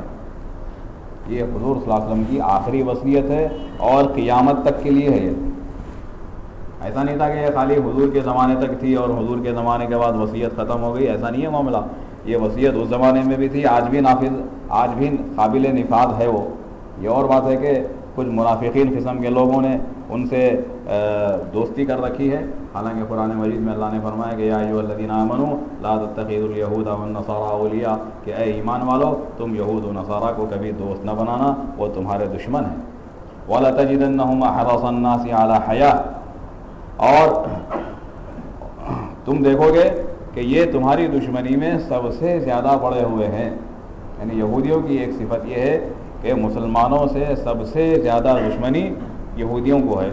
جی پہلے زمانے میں بھی تھی اور آج بھی ہے اور قیامت تک رہے گی دشمنی ان کی، یہ ختم ہونے والی نہیں ہے۔ ہاں تو قرآن مجید میں اللہ جل شانہ نے فرمایا کہ یہ تمہارے دشمن ہیں، پکے دشمن ہیں۔ تو جب اللہ کے رسول کے خلاف انہوں نے سازشیں کی ہیں، شرارتیں کی ہیں، بغاوتیں کی ہیں، غداریاں کی ہیں، حضرت موسیٰ کے زمانے میں سازشیں کی ہیں، شرارتیں کی ہیں، بھی طرح طرح سے تکلیفیں پہنچایا ان کو، اور پھر حضور صلی اللہ علیہ وسلم کے گزرنے کے بعد خلافت راشدہ کا جو زمانہ آیا تو اس میں حضرت عثمان غنی اور حضرت علی رضی اللہ تعالیٰ عنہ کے زمانے میں جو بڑے فسادات عالم اسلام میں بھڑکے، تو ان فسادات کے بھڑکانے میں بھی یہودیوں کا بہت بڑا کردار ہے۔ یعنی ان کی عداوت ختم نہیں ہوئی، عداوت کا سلسلہ اس وقت بھی جاری ہے۔ خلافت راشدہ کے زمانے میں بھی انہوں نے عالم اسلام کے خلاف زبردست سازشیں کی ہیں، حتیٰ کہ ان کی سازش کے نتیجے میں حضرت عثمان بھی شہید ہوئے، حضرت علی بھی شہید ہوئے۔ یہ دو حضرات خلفاء کی جو شہادت ہوئی ہے وہ اس کے پیچھے بالواسطہ یہودیوں کی زبردست سازشیں کارفرما رہی ہیں، جس کی وجہ سے یہ بڑے خلفاء راشدین کی شہادت کا واقعہ پیش آیا۔ تو قرآن مجید میں اللہ نے جو بیان فرمایا کہ یہ تمہارے دشمن ہیں، ان کو کبھی دوست نہ بنانا، اور ان کی دشمنی ایسی ہے کہ یہ چاہتے ہیں کہ مسلمانوں کو ان کے دین سے پھرا دیں اور ان کو مکمل یہودی اور نصرانی بنا دیں۔ ہاں، چاہتے ہیں کہ تم کو مکمل یہودی اور نصرانی بنا دیں، پھر بھی وہ تم سے راضی نہیں ہوں گے۔ وَلَن تَرْضَىٰ عَنكَ الْيَهُودُ وَلَا النَّصَارَىٰ حَتَّىٰ تَتَّبِعَ مِلَّتَهُمْ، کہ یہ یہودی اور نصرانی تم سے کبھی خوش نہیں ہو سکتے جب تک کہ تم ان کی مکمل پیروی نہ کر لو، جب تک کہ تم ان کی مکمل غلامی نہ کر لو وہ تم سے خوش نہیں ہوں گے۔ تو آج عالم اسلام پر جو یہودیوں کا غلبہ ہے، فلسطین کا جو مسئلہ ہے، اور جو کچھ عالم اسلام میں اس وقت یعنی جو کچھ حالات پیش آ رہے ہیں، عراق میں ہوں، افغانستان میں ہوں، ہر جگہ آپ دیکھیے یہ یہودی ہی کارفرما ہوا۔ اس وقت ساری دنیا میں مسلمانوں کا جو قتل عام ہو رہا ہے اس کے پیچھے یہودی ہی ہے۔ اور قیامت کے قریب جو سب سے بڑا فتنہ ہوگا دجال کا، اس دجال کے پیچھے، اس دجال کے ماننے والے بھی یہودی ہی ہوں گے۔ ہاں، تو یہ ان کی سازشوں کا ایک تسلسل ہے جو ختم ہی نہیں ہو رہا ہے۔ حضرت موسیٰ کے زمانے میں تھے، حضرت عیسیٰ کے زمانے میں چلی ان کی سازشیں، حضور کے زمانے میں چلی، خلافت راشدہ کے زمانے میں چلی، اس کے بعد کے زمانے میں بھی مختلف ادوار میں ان کی سازشیں چلتی رہیں، اور آخر کار موجودہ زمانہ آیا ہے، اور موجودہ زمانے میں بھی ان کی سازشیں ہو رہی ہیں۔ اس وقت سارے عالم اسلام میں جو مسلمانوں کے خلاف بمباری ہو رہی ہے، خواہ وہ امریکہ میں ہو، عراق میں ہو، افغانستان میں ہو، دنیا کے کسی اور علاقے میں ہو، ہر جگہ اس کے پیچھے یہودی دماغ کار فرما ہے۔ یہ لوگ امریکیوں کے دماغ کو اور وہاں کے میڈیا کو اس طرح کور کیے ہوئے ہیں، ان کو غلط باور کراتے ہیں اور ان کو بہکاتے ہیں اور طرح طرح کی سازشیں کرتے ہیں۔ ابھی آپ دیکھیے کہ قرآن مجید کو جلانے کی سازش وہ لوگ کر رہے ہیں۔ یہ اب ان کی تازہ جو سازش آ رہی ہے قرآن مجید کو جلایا جائے، حالانکہ وہ لوگ حضرت موسیٰ کو مانتے ہیں۔ قرآن میں حضرت موسیٰ کا تذکرہ 50 مقامات پر آیا جی۔ اب تم جس پیغمبر کو مان رہے ہیں اس پیغمبر کا تذکرہ اس کتاب میں موجود ہے جس کو آپ جلانا چاہتے ہیں، تو آپ ان کی سازشیں دیکھیے کیسی ہے۔ اس وقت ان کا حال یہ ہے کہ ان لوگوں نے خاص قسم کے چینل بنائے ہیں، ٹی وی چینل، اور یہ ٹی وی چینل اتنے دلچسپ ہوتے ہیں ایک نو عمر اور نوجوان لڑکوں کے لیے، اتنی دلچسپ ہوتے ہیں یہ کہ آدمی جب اس کو دیکھتا ہے تو اس کو دیکھنے میں یہ اتنا مشغول ہو جاتا ہے کہ پھر کسی اور چیز کی طرف اس کی توجہ نہیں ہوتی۔ اور وہ چینل یہ لوگ خاص طور پر نشر کرتے ہیں عین جمعہ کی نماز کے وقت، تاکہ نوجوانوں کو خاص طور پر جمعہ کی نماز سے توڑا جائے۔ پن وقتہ نمازوں سے تو یہ ٹوٹ گئے، پن وقتہ نمازوں سے تو ٹوٹ گیا بیچارہ ہے، اب ہفتے میں ایک دن جمعہ کی نماز پڑھ رہا ہے، تو جمعہ کی نماز سے اس کو توڑنے کے لیے مسلسل سازشیں ہو رہی ہیں۔ اور ٹی وی سے سیریل جو چلتا ہے خاص طور پر عرب ممالک میں ابھی بھی چل رہا ہے اس وقت میں، وہ عین جمعہ کے موقع پر سیریل چلایا جاتا ہے تاکہ لوگ جمعہ کی نماز چھوڑ کے وہ سیریل کو دیکھنے میں لگ جائیں۔ دیکھیے آپ، ایسی ان لوگوں کی سازشیں اس وقت بھی ہو رہی ہیں کہ ہم اندازہ نہیں کر سکتے اس کا، بے حد و حساب۔ اور خود یعنی حضور صلی اللہ علیہ وسلم نے جو فرمایا کہ قیامت کے قریب جو سب سے بڑا اور سب سے خطرناک جو فتنہ ہوگا وہ دجال ہی کا ہوگا، اور دجال کے پیچھے کون چلیں گے؟ یہ یہودی ہیں، یہ جو اسرائیل کے نام سے ہیں، اور ان کا فتنہ، دجال کا جو فتنہ ہوگا بڑا خطرناک اور بہت ہی ہولناک قسم کا فتنہ ہوگا، اور یہ اس کے پیچھے یہودی ہی کار فرما ہیں، اور وہ مسلسل لگے ہوئے ہیں۔ وہ لوگ بھی دجال کے انتظار میں ہیں جی، بلکہ وہ لوگ یہ کہتے ہیں بھئی ہم لوگ حضرت عیسیٰ کے انتظار میں ہیں، اور حضرت عیسیٰ کے انتظار میں ان لوگوں نے مسجد اقصیٰ کے قریب ایک ٹاور بنایا ہے، ایک مینار ہے، اور اس مینار پر یہ لوگ 24 گھنٹے آٹومیٹک کیمرہ لگا ہوا ہے، اور وہ کیمرہ 24 گھنٹے اس کی نگرانی کرتا ہے، کیونکہ ان کے علم میں حضرت عیسیٰ وہاں اترنے والے ہیں، تو جب انہوں اتریں گے تو اس کی ویڈیوگرافی کرنے کے واسطے چل رہا ہو، یعنی یہ لوگ اتنی تیاری کیے ہوئے ہیں، آپ اندازہ لگائیے، حضرت عیسیٰ کے آمد کے انتظار میں کیمرے لگا کے بیٹھے ہوئے ہیں، 24 گھنٹے کا کیمرہ چل رہا ہے اس وقت میں مسجد ہے، یعنی وہ مخصوص جگہ ہے فلسطین میں ایک، جس کے بارے میں یہودی یہ سمجھتے ہیں کہ یہاں حضرت عیسیٰ آنے والے ہیں، تو وہاں 24 گھنٹے آٹومیٹک کیمرہ لگا ہوا ہے، جب بھی آئے تو ان کی فوٹو کیمرے میں آئیں گے حضرت عیسیٰ، انہیں سمجھ رہا ہے کیمرے میں آتے جاتے، جی کیمرے میں تھوڑے جائیں گے، انہوں بغیر کیمرے کے پہنچ جاتے، ان کی تصویر تھوڑا ہی جائیں گی ان کے ویڈیو میں، جی آئیں گے تو بہرحال خیر اس وقت ان کی جو سازشیں ہو رہی ہیں اللہ کرے کہ یہ ناکام ہو جائیں، اور قرآن مجید میں اللہ نے بیان فرمایا کہ ضربت علیہم الذلۃ والمسکنہ، اللہ نے ان پر ذلت و مسکنت قیامت تک کے لیے مسلط کر دیا۔ اور آپ دیکھیے اس وقت بھی اسرائیل کا جو وجود ہے یہ امریکہ کی مرہون منت ہے، یہ اگر امریکہ اپنی پشت پناہی پیچھے سے ہٹا لیا اسی دن یہ غرق ہو جائے گا، سمندر میں ڈوب جائے گا، یہ محض امریکہ اور برطانیہ کی پشت پناہی کی وجہ سے یہ ٹکا ہوا ہے، اور یہ لوگ اپنی پشت پناہی بہرحال ہٹانے والے ہیں، یہ زیادہ دن ان کی چلنے والی نہیں ہے معاملہ، اب کافی دیگرگوں حالات ہو چکے ہیں۔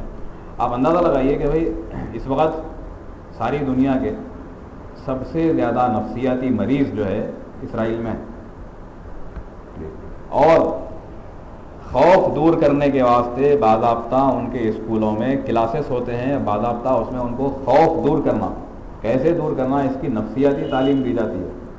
دنیا کے کسی اسکول میں سنیں آپ خوف دور کرنے کی تعلیم، بھائی میتھمیٹکس پڑھا رہے ہیں، سائنس پڑھا رہے ہیں، فزکس پڑھا رہے ہیں، انگلش پڑھا رہے ہیں، ہندی پڑھا رہے ہیں، یہ خوف دور کرنے کی نہیں، کہیں بھی نہیں، پوری دنیا میں کہیں بھی نہیں ہے سوائے اسرائیل کے۔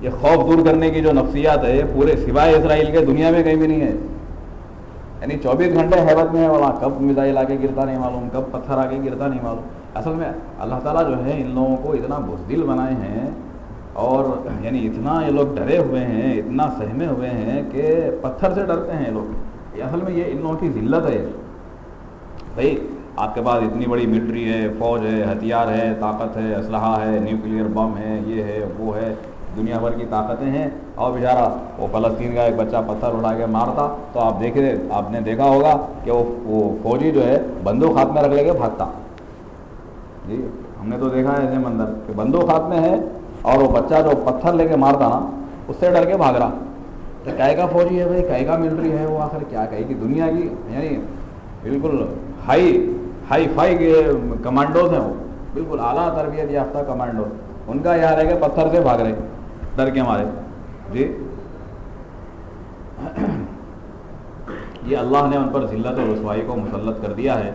بہرحال حضرت عیسیٰ علیہ السلام جب تشریف لائیں گے تو دجال کو قتل کریں گے، اور حدیث میں جو آیا ہے کہ حضرت عیسیٰ علیہ السلام دجال کو مقام لد پر قتل کریں گے، حدیث میں جو مسلم شریف کی روایت ہے مقام لد پر قتل کریں گے، اور مقام لد یہ وہی جگہ ہے جہاں آج کل اسرائیل کا ایئرپورٹ ہے، اور اسی نام سے ہے، لد کے ہی نام سے ہے، عجیب بات ہے، اور حدیث میں بھی لد ہی کا نام آیا ہے اور اسی نام سے ہے اور اسی جگہ پر ہے، عجیب بات ہے۔ اور حدیث میں ہے کہ حضرت عیسیٰ علیہ السلام لد کے دروازے پر اس کو قتل کریں گے، گویا لد ایئرپورٹ پر دجال کا قتل ہوگا، آج کل کی زبان میں صاف الفاظ میں حضرت عیسیٰ علیہ السلام کے ہاتھوں کے ذریعے سے۔ بس انتظار ہے، وقت آئے گا، کیونکہ حالات کافی خراب ہو چکے ہیں، اللہ تعالیٰ ایک ڈھیل دے رہے ہیں، اصل میں مہلت دے رہے ہیں، جب وہ وقت آ جائے گا تو بس آنن فانن، جیسے حدیث میں آتا ہے کہ جب دجال حضرت عیسیٰ کو دیکھے گا تو وہ ایسے گھلے گا جیسے نمک گھلتا ہے پانی کے اندر، گھلنا شروع ہو جائے گا جی۔ اب وہ دجال کیا ہے اس کی ٹاپکس لمبی ہے، وہ اس کی تفصیلات میں پھر اب جانا نہیں ہے، تو بہرحال حضرت عیسیٰ کو جب دیکھیں گا انہیں تو گھل جائیں گا، اس وقت حضرت عیسیٰ علیہ السلام جتنے لڑنے والے یہودی ہیں سب کو قتل کریں گے۔ مسلم شریف، بخاری شریف اور مسند احمد ابن حنبل اور دیگر کتابوں میں روایت موجود ہے کہ اگر کوئی یہودی کسی پتھر کے پیچھے بھی چھپا ہوا ہوگا تو وہ پتھر آواز دے گا کہ اے مسلمان، میرے پیچھے یہودی چھپا ہے، اس کو قتل کر دے، پتھر آواز دے گا۔ اور میں سمجھتا ہوں کہ اس وقت پتھر آواز ہی دے رہا ہے، وہ تو پتھر کے اندر سے حقیقی جو آواز آئے گی وہ تو اپنے وقت پر آئے گی یقیناً، لیکن اس وقت بھی پتھر آواز ہی دے رہا ہے کہ پتھر سے یہ لوگ جو ڈرتے ہیں بس کچھ مت پوچھیے جی، وہ لوگ گولیوں سے نہیں ڈر رہے ہیں، وہ پتھر سے ڈر رہے ہیں اور فی الواقع حقیقت بھی یہی ہے. حضرت داؤد کی ایک بات سنا کے میں اپنی بات کو ختم کرتا ہوں. حضرت داؤد کو یہ لوگ کنگ ڈیوڈ بولتے ہیں. یہودی جو ہے کنگ ڈیوڈ, یہ ان کے سب سے بڑے پروفٹ ہیں. یعنی ہم بھی مانتے ہیں حضرت داؤد علیہ السلام اللہ کے بڑے پیغمبر ہیں, بادشاہ بھی تھے پیغمبر بھی تھے, دونوں چیزیں. لیکن کیسا ملی ان کو بادشاہت, جی اس کا کیا قصہ ہے؟ تو ہوا یہ کہ طالوت اور جالوت یہ دو افراد یا دو قومیں تھیں, ان کے درمیان ٹکراؤ ہوا. تو حضرت داؤد علیہ السلام جس لشکر میں تھے یہ بنی اسرائیل کا لشکر تھا, اور حضرت طالوت اس کے اندر تھے, اور یہ بالکل ہتھیاروں سے لیس. لیکن ان کے بالمقابل جالوت کا جو لشکر تھا وہ ان سے بھی بڑا طاقتور تھا. تو حضرت داؤد کا جو لشکر تھا, جب مقابلے کی نوبت آئی میدان جنگ میں, تو ان لوگوں نے ہمت ہار دیا اور کہا کہ بھئی وہ جالوت سے مقابلہ کرنا ہمارے بس کی بات نہیں, کیونکہ وہ جالوت جو ہے سر کے بال سے لے کر پیر کے ناخن تک لوہے کے زرہ میں ملبوس تھا, مکمل زرہ پوش. تو آپ کتنی بھی تلوار چلا لے ہو, لوہے پہ کیا کام کرتی تلوار؟ جی تلوار کی دھار ٹوٹ جائیں گی مگر وہ لوہے پہ کچھ بھی اثر نہیں ہوتا. وہ لوہا بھی بڑا موٹا قسم کا تھا, وہ پہن کے رکھا تھا. تو جب طالوت نے اپنے سپاہیوں سے کہا کہ بھائی جاؤ دشمن کا مقابلہ کرو, کون ہے بہادر جو نکل کے مقابلہ کرے؟ ان لوگوں نے کہا کہ بھائی ہمارے بس کی بات نہیں ہے. لیکن حضرت داؤد نکل کے, اس وقت حضرت داؤد چھوٹے بچے تھے, کوئی بڑے یعنی کوئی طاقتور بہادر تو خیر تھے ہی, لیکن کوئی لمبے چوڑے بڑی عمر کے تجربے کار آدمی کچھ بھی نہیں تھے, چھوٹے سے بچے تھے. باغوت 15-16 سال کے سمجھ لیجیے, یا اس کے لگ بھگ چھوٹے تھے. تو طالوت نے دیکھا کہ یہ داؤد جو ہے بچہ یہ جا رہا ہے اس سے مقابلہ کرنے کے واسطے, وہ سپر پاور ہے, ان کا سپر پاور سمجھ لیجیے آپ. جی تو بعد حضرت طالوت نے روک دیا داؤد, کہا کہ تم نہیں جا سکتے, تم مت جاؤ, تمہاری تم حیث کی تھے. اور وہ پہلوان اور 1000 آدمیوں کا مقابلہ کر سکتا تھا, انہیں ایسا زبردست پہلوان تھا وہ چالو, پھر اوپر سے لوہے کے لباس میں. طالوت نے روک دیا, کہا کہ آپ مت جائیے. لیکن حضرت داؤد نے فرمایا کہ نہیں میں جاؤں گا اور مقابلہ کروں گا. کہا کہ لوگ دوسرے جو سپاہی تھے, دوسرے جو ساتھی تھے, ان لوگوں نے بھی روکا کہ بھائی خدا کے واسطے مت جاؤ, مار جا کے سوائے اس کے کہ تم مرو گے اور کیا کرو گے, اس سے مقابلہ کرنا تمہارے بس کی بات نہیں ہے, وہ سپر پاور ہے, وہ تم کیا مقابلہ کر سکتے, تم تو بچے ہیں اس کے سامنے.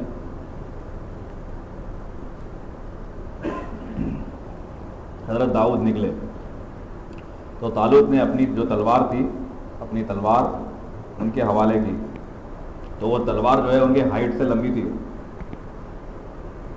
تلوار ان کی ہائٹ سے لمبی ہے. دیکھے انہوں, دیکھ کے بولے بھائی یہ میری ہائٹ سے لمبی ہے, میں تلوار کہاں سنبھالوں, تمہاری تلوار تم ہی رکھ لو. ارے بابا کیسا مقابلہ کرتا میاں, نہ ہتھیار, نہ تیر ہے, نہ تلوار ہے, نہ زرہ ہے, نہ کچھ بھی نہیں. کہا میں نے کیسا کرتا مقابلہ, آخر کرتا ہوں کیسا, دیکھو کیسا کرتا ہوں. تو بہرحال آخر کار جو ہے طالوت نے بھی کہا کہ بھائی ٹھیک ہے جاؤ کیا کرتے کرو بھائی. اب یعنی سب سمجھ گئے کہ اب انہوں چلے گئے, نہیں آتے انہوں, کیونکہ خود ان کے لشکر میں بڑے بڑے بڑے بڑے شہ سوار, بڑے بڑے لڑنے والے. جب جالوت نکلا تو بولے بھائی اس سے مقابلہ کرنا ہمارے بس کی بات نہیں, پورے پیچھے ہٹ گئے. تو حضرت داؤد جاتے جاتے کیا کرے, وہ ایک غلیل رکھ لیے ساتھ میں. غلیل معلوم ہے نا, پرانے زمانے میں وہ لکڑی کے 2 شاخیں رہتے تھے, اس کو ربر ایسا یوں کھینچتے تھے. تو وہ جی دیکھا ہوگا آپ نے, دیکھا کیا پریکٹس بھی کرے ہوں گے. اب کیا کرتے یہ کرنا پھر. تو بہرحال وہ غلیل ہاتھ میں رکھ لیے. غلیل ہاتھ میں رکھ لے کے جاتے جاتے وہ 2-3 پتھرے جو ہے نیچے سے نوکدار پتھر اٹھا لیا ہو گیا. جا کے انہوں کیا کہہ رہے, وہ سیدھا انہوں دیکھ لی کہ صاحب یہ لوہے کا پہاڑ ہے, اور اسے مقابلہ تو نہیں کر سکتے, مگر انہیں 2 آنکھاں کھلے رکھا تھا وہ دیکھنے کے واسطے, کیونکہ آنکھوں کے اوپر بھی لوہا ڈال دیا تو دیکھتا کیسا ہے. تو لوہے کا جو لباس تھا وہ آنکھوں پہ نہیں ڈالا تھا, انہیں آنکھیں کھلے رکھا تھا. وہ دیکھ لیے حضرت داؤد علیہ السلام, بولے اس کی آنکھیں کھلے ہے, آنکھوں کو نشانہ بناؤ. تو اپنی وہ معمولی غلیل سے جس کی کوئی قدر و قیمت ہی نہیں ہے, وہ نشانہ جو لیے اس کی آنکھ کا, ایک ہی وار میں سپر پاور کا خاتمہ ہو گیا. ایک ہی بار جو غلیل سے مارا پتھر، ایک ہی پتھر وہ گیا سیدھا اس کی آنکھ میں لگا اور ڈھیر ہو گیا، وہیں پر گر گیا اور دم توڑ دیا۔ ایک پتھر کام کر گیا وقت کی عظیم طاقت کو ختم کرنے کے لیے۔ تو میرے عزیزو، اللہ کی ذات سے کبھی مایوس نہیں ہونا ہے۔ آج یہودی، نصرانی اور عیسائی، اسلام دشمن طاقتیں ہمارے خلاف بم برسا رہے ہیں، سازشیں کر رہے ہیں اور بہت کچھ وہ لوگ کر رہے ہیں، لیکن ایک وقت آئے گا کہ جب اللہ کا حکم ہوگا تو ایک معمولی بچے کا ایک معمولی پتھر دنیا کی اس وقت کی سپر پاور کا کام ختم کر دے گا۔ اللہ کی ذات سے کبھی مایوس نہیں ہونا ہے۔ یہ واقعہ ہو چکا ہے، یہ واقعہ ماضی میں پیش آ چکا ہے اور اس وقت بھی ضرور پیش آ کے رہے گا، اس وقت بھی ضرور پیش آ کے رہے گا۔ یہ واقعہ ہم اپنی آنکھوں سے دیکھ لیں گے کہ ایک معمولی پتھر دنیا کی عظیم طاقت کو خاک کے ڈھیر میں تبدیل کر رہا ہے، یہ ہو کے رہے گا۔ یریدون لیطفئوا نور اللہ، یہ اللہ کے دشمن چاہتے ہیں کہ اپنی پھوکوں سے، اپنی پھوک سے اللہ کے نور کو بجھا دیں، اسلام کے دین کو بجھا دیں۔ واللہ متم نورہ، لیکن اللہ اسلام کو غالب کر کے رہے گا۔ ولو کرہ الکافرون، اگرچہ یہ کافروں کو یہ بات کتنی ہی ناگوار کیوں نہ ہو، لیکن اللہ برابر اپنے دین کو غالب کر کے رہے گا، یہ غالب ہو کے رہے گا۔ اور دنیا جن کو معمولی سمجھتی ہے، دنیا جن کو حقیر سمجھتی ہے، خدا دنیا کا اقتدار ان کے قدموں میں ڈال دے گا۔ کوئی عجب نہیں ہے اللہ کی ذات سے یہ چیز ہو جائے، اس لیے ہم کو کبھی بھی مایوس نہیں ہونا ہے، بس اپنے آپ کو سدھار لینا ہے۔ ہم کو یہود و نصارہ کے نقش قدم پر نہیں چلنا ہے۔ علامہ اقبال نے کہا تھا کہ وضع میں تم ہو نصارہ تو تمدن میں ہنوت، وضع میں تم ہو نصارہ تو تمدن میں ہنوت۔ یہ وہ مسلمان ہیں جنہیں دیکھ کے شرمائے یہود۔ آج ہماری بدعملیاں، آج ہماری فسق و فجور اور ہماری دین سے دوری، اسلام سے دوری، نمازوں سے دوری، قرآن سے دوری، آج دین اسلام سے دوری، رسول اللہ کی سنتوں سے دوری، آج کتنی ہی ایسی چیزیں ہیں کہ آج ہم کو دیکھ کر یہود بھی شرما جائے۔ علامہ اقبال نے کہا تھا اور حقیقت ہے یہ۔ ہاں، تو یہ ہماری اس پوری گفتگو کا نچوڑ اور خلاصہ یہ ہے کہ یہود و نصارہ کے نقش قدم پر نہیں چلنا ہے۔ ان کی تہذیب الگ، ان کا تمدن الگ، ہماری تہذیب، ہمارا تمدن، ہمارا لباس، ہماری وضاقتہ، ہماری شکل صورت، ہر چیز الگ ہے جی۔ ہم کو ان کے نقش قدم پر نہیں چلنا ہے۔ ہاں، ان کا معاملہ، ان کی تہذیب، ان کا کلچر جو بھی ہے وہ الگ ہے، وہ تو دوزخ میں جہنم رسید ہونے والے ہیں، ہم کو تو جنت میں جانا ہے۔ تو پھر ہم کیوں ان کے نقش قدم پر چلیں؟ ہم کو اللہ کے رسول کا نمونہ ہے، اللہ کے رسول کی ذات مبارک ہمارے درمیان موجود ہے، آپ کا نمونہ، آپ کا عمل ہمارے درمیان موجود ہے۔ اس کے مطابق ہم کو ہماری زندگی، ہمارا لباس، ہماری وضاقتہ، ہماری شکل، ہماری صورت، ہماری عبادات، ہماری نمازیں، ہمارے معاملات، ہمارے شادی بیاہ اور ہمارے مسائل، ہمارے سماج، ہمارا معاشرہ، ہماری سیاست، ہماری تجارت، یہ سب کا سب رسول اللہ صلی اللہ علیہ وسلم کے نمونے پر ہونا چاہیے، یہود و نصارہ کے نمونے پر نہیں۔ یہ ہم کو عہد کرنا چاہیے اور اسی عہد کے ساتھ ہم یہاں سے اٹھے کہ ہماری آئندہ کی جو زندگی ہوگی وہ یہود و نصارہ کے نقش قدم پر نہیں ہوگی، بلکہ حضور صلی اللہ علیہ وسلم اور صحابہ کے نقش قدم پر ہوگی۔ یہ ہونا چاہیے جی۔ بس اسی پر میں اپنی بات کو ختم کرتا ہوں۔ اللہ تعالی ہم سب کو علم صحیح اور عمل صالح کی توفیق عطا فرمائے۔ وآخر دعوانا الحمدللہ رب العالمین۔